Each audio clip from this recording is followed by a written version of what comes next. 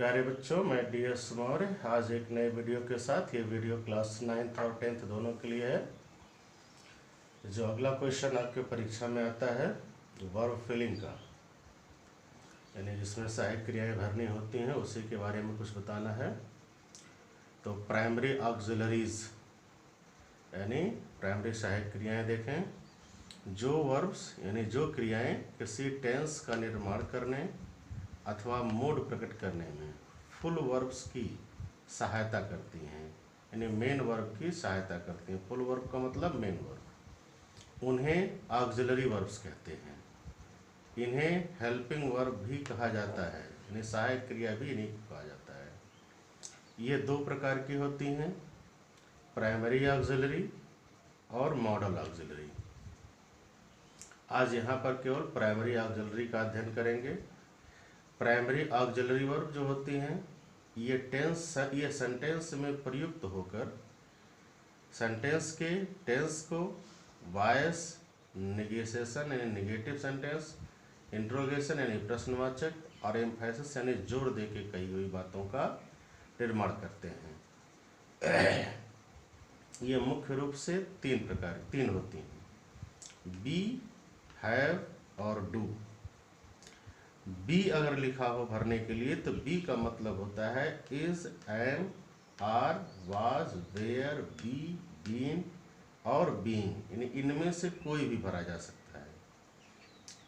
अब ये ध्यान रहे कि भरने के लिए कैसे भरते हैं। अगर सेंटेंस में सब्जेक्ट सिंगुलर हो और आईएनजी फॉर्म दिया गया हो, ऐसा लगता हो डेली की हैपनिंग है, वर्तमान समय में कार्य होने वाला है, तो सिंगुलर सब्जेक्ट हो तो इज भरेंगे, प्लूरल सब्जेक्ट हो तो आर भरेंगे। इसी तरह से अगर मेन वर्ब आईएनजी फॉर्म में दिया हो, सेंटेंस पास्ट टेंस को बोध करा रहा हो, या प्रेजेंट के इज, एम, आर ना दे के वाज, वेयर और कोई और वर्ब दी गई हो, तो सिंगुलर सब्जेक्ट हो तो वाज भरें और प्लूरल हो तो वेयर भरें। इसी को फ्यूचर में जब ले जाते हैं तो विल हो चाहे शैल हो, जो भी दिया गया हो, अगर बी के साथ रीडिंग या बी के साथ वर्ब का आईएनजी फॉर्म दिया गया है या विल शैल दिया गया है भरने के लिए और वर्ब का आईएनजी फॉर्म, तो विल या शैल के साथ बी लगा के उसको फिल करेंगे। अगर सेंटेंस पैसिवली लिखा हो, पैसिव में लिखा हो, वर्ब का थर्ड फॉर्म दिया गया हो, तो ऐसे में हम is, am, are, was, were या बी, या कह सकते हैं कि is, am, are, was, were, will be, shall be, कुछ भी भर सकते हैं। यानी भरने के लिए उसको देखना पड़ेगा सेंटेंस पैसिव में है कि नहीं। तो जनरली इज, एम, बी का फॉर्म जो होता है वो प्रेजेंट कंटिन्यूअस, पास्ट कंटिन्यूअस और फ्यूचर कंटिन्यूअस, ये तीनों का बोध कराता है। अब इसके बाद अगला आता है हैव। हैव के जो तीन रूप होते हैं वो हैज, हैव और हैड होता है। जब भी हैज, हैव, हैड भरने के लिए दिया जाएगा तो वर्ब का थर्ड फॉर्म उसमें अवश्य दिया गया होगा। सब्जेक्ट सिंगुलर है तो हैज भरें, प्रेजेंट में सेंटेंस है, प्लूरल है तो हैव भरें,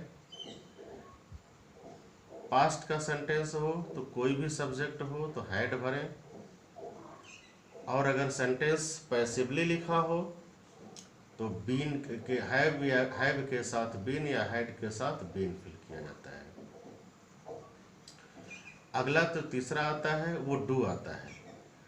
डू के रूप में डू, डज और डिड का प्रयोग किया जाता है। ये प्रेजेंट इंडेफिनिट टेंस और पास्ट इंडेफिनिट टेंस के नेगेटिव और इंट्रोगेटिव सेंटेंस में होते हैं।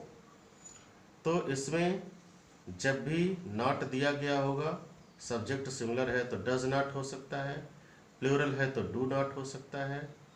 अगर सेंटेंस पैसिव में भरने हो तो डिड नॉट हो सकता है, सब्जेक्ट सिंगुलर प्लूरल कुछ भी हो। इंट्रोगेटिव हो तो वही डू, डज, डिड पहले आएगा। अब ये आता है कि जहाँ पर डू भर सकते हैं या डिड भर सकते हैं डज भर सकते हैं। डू और डज में तो सिंगुलर प्लूरल का अंतर है, लेकिन डज और डिड हो, डू और डिड, तब कैसे? तो उसमें वर्ब में दिया रहता है जो ब्रैकेट में, वो इस तरह से दिया रहता है कि या तो डज दिया रहेगा या तो डिड दिया रहेगा, बाकी वाज दे देंगे, कुछ और दे देंगे। इस तरह से वो सेंटेंस क्लियर हो जाते हैं।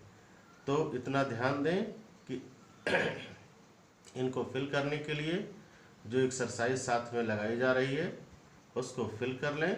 कोई भी दिक्कत होगा तो आगे इन्फॉर्म करेंगे, देखा जाएगा।